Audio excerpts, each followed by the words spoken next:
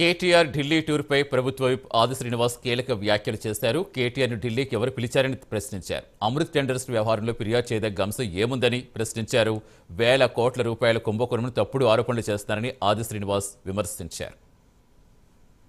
కేటీఆర్ గారు ఉట్టిన ఢిల్లీ వెళ్లాల్సినంత అత్యవసర పని ఏమొచ్చిందనే మాట. అసలు ఎవరు పిలిచారు మిమ్మల్ని ఢిల్లీకి అనేటువంటి మాట.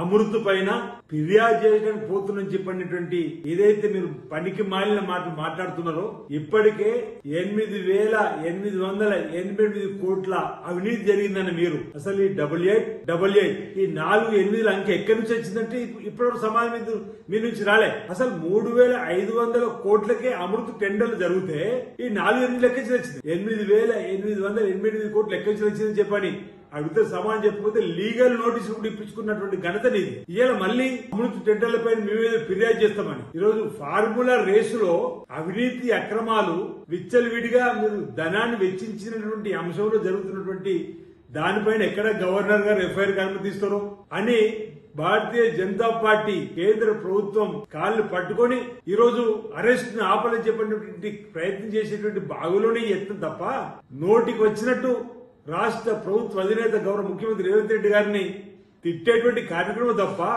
ఈ ప్రభుత్వం వచ్చిన 3 రోజుల నుంచి 11 మాసాల క్రితం నుంచి ఈ ప్రభుత్వం పైన శాపనార్థాలు పెట్టడం ఈర్ష్యతో పేద ప్రజలకు ఉపయోగపడే పథకాలు తీసుకొస్తుంటే విమర్శల మీద విమర్శలు చేస్తూ ఈరోజు మాటికి ప్రజా ఉపయోగపనులు చేసేటువంటి ప్రభుత్వాన్ని తిట్టడమే తప్ప మరో సోయిలేని మరో పడిలేనటువంటి సందర్భంలో ఈరోజు తప్పనిసరిగా చట్టం తన పని తను చేసుకొని పోతుంది. భయం పట్టుకున్నట్టుంది. కేటీఆర్ గారు